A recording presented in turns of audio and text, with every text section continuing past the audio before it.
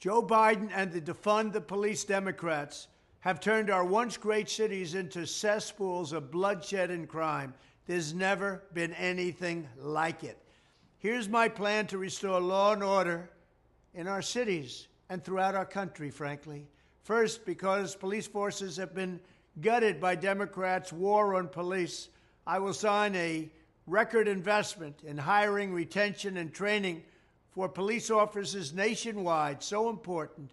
This bill will also increase vital liability protections for officers because the Democrats want to take those protections away from our police because we want them to do their jobs, and we want them to do their jobs right. You can't take their protections away if you're going to have them do their jobs properly.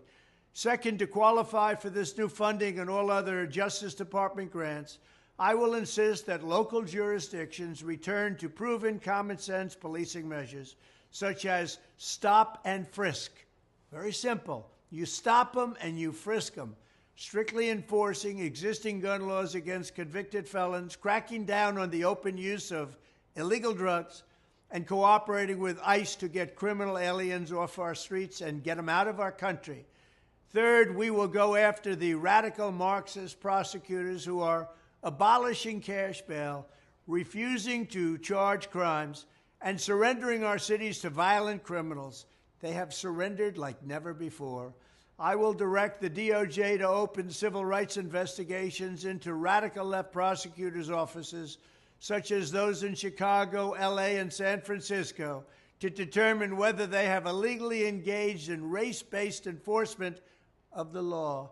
I will also work with Congress to give the victims of their Marxist policies the right to sue local officials for harm and suffering, and it has been great that they have caused. If your small business is pillaged because shoplifting goes unpunished, if you're brutally attacked by a violent felon released without bail or bond, then you will be entitled to massive damages.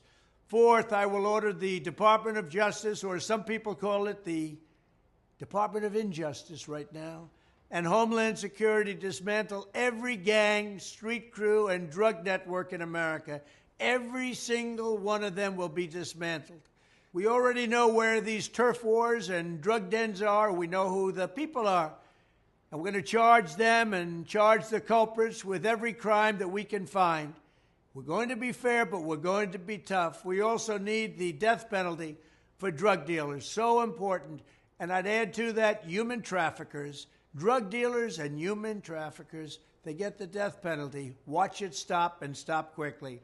Fifth, in cities where there has been a complete breakdown of law and order, where the fundamental right of our citizens are being intolerably violated, I will not hesitate to send in federal assets, including the National Guard, until safety is restored.